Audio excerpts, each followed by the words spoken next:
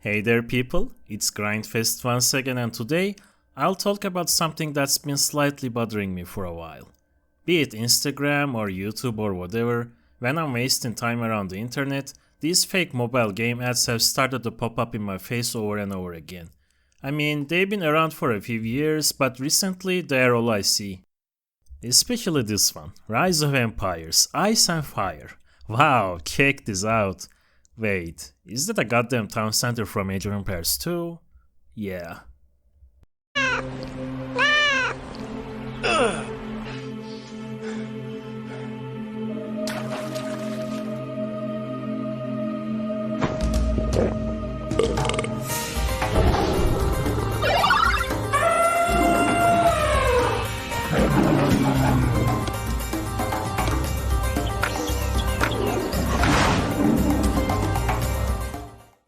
What kind of sound did that line even make?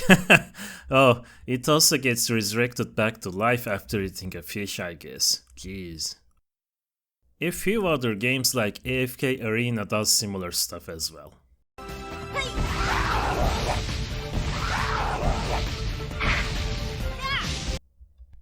Come on man, your game is an auto-battler, not an ARPG. I think they even have an ad that's joking around with fake ads. Woo, that dog is funny. Wait, what? What is this? Oh, this must be a fake ad. How can there be so many gold coins? You know what? I want to report you. Gee. I am not a fake ad. What? Who's talking? It's me. Listen to me. If you don't believe it, you can download this game and try it. Fine, I'll try it. Nice. Okay, what do I do next? Go to bed. What? Listen to me. Go to sleep. Next time you open this game, it will surprise you. Okay. 12 hours later. Now, open the game. What? Why? How come there's so many gold coins? Wow. I guess at least this one has actual gameplay footage in it. Imagine that you have to use footage from a different game to trick people into your own game. Why would they do this and how do they get away with it? This has to be illegal, right? Anyway, I've got a little curious about all this. First, why even use fake ads? Apparently, there is some sort of equation that decides if your free-to-play game is profitable. The equation is decided by two factors: lifetime value, which is your expected average revenue per user over a defined period of time, and cost per install, which is the average cost of getting a single user to install your game. The lifetime value must be greater than the cost per install to ensure your game is profitable. In other words, the cost of bringing a player to your game should be lesser than the revenue you get from a player. Also, a lot of players will drop your game after a while, so you consistently need to get new players to keep up revenue. Because of this, your biggest expenditure will be on convincing players to try your game, and the best way to do that is advertisement. Obviously, every company would like to reduce their biggest expenditure as much as they can while being effective. In other words, they will be looking for the most effective way to reduce cost per install. There's a ridiculous amount of games you have to compete with, no matter what genre your game is in. It's very likely that some aspects of these games will be similar to yours, so if you just advertise your game footage, it's very unlikely to stand out from your competitors. Well, that's where the misleading ads come in. Fake or not, I bet the Rise of Empires ads are the only ones you would remember among all of those build an empire in an MMO world sort of games. Even if a lot of people would delete these mobile games after being disappointed, including me, several players will get past the hard feelings and keep playing. These players probably would not have downloaded the game in the first place if not for the fake ads.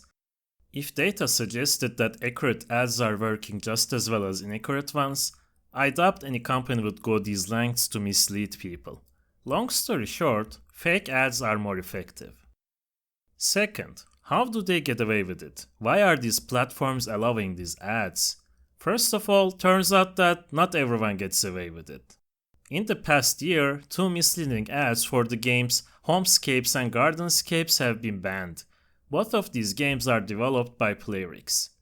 It's all that's happened though, no further punishment has been ruled.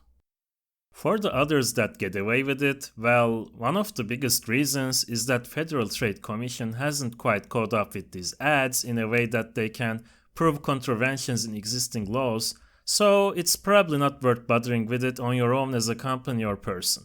I mean, what are you gonna do? Sue a mobile game company on your own and deal with courts for months, years? To what end? It's not like these Rise of Empires ads are hurting Age of Empires 2's reputation, for example. Maybe if the laws were in your favor, it would be worth chasing. For example, Microsoft could try to sue them.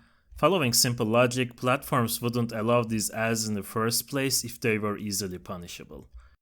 Another thing is, the companies that use these ads are generally not US or EU based. They are mostly based in China, and I imagine it's not easy to hold them responsible according to the advertising accuracy regulations present in the West. Copyright issues aren't that much of a problem in China compared to the West anyway, so it's no wonder they can get away with these ads. For example, Playrix, the company that got their 2 ads banned, has multiple offices around Europe, and their headquarters are located in Ireland. I couldn't find similar cases outside the West. Maybe the gamers will adapt to these ads over time and it will show up in their data and they will change their ways, but I really doubt it. After all, mobile gaming is big in young and casual audiences, and these players don't really know or care about Age of Empires footage being used for a mobile game ad. Another way that could stop it is the laws catching up and not allowing these ads in the first place. Oh man, first world problems, right? I think I've rambled about this for longer than I should have. If you have other opinions or information about this problem, or simply want to vent your rage, please do comment. I will see you in the next video. Peace!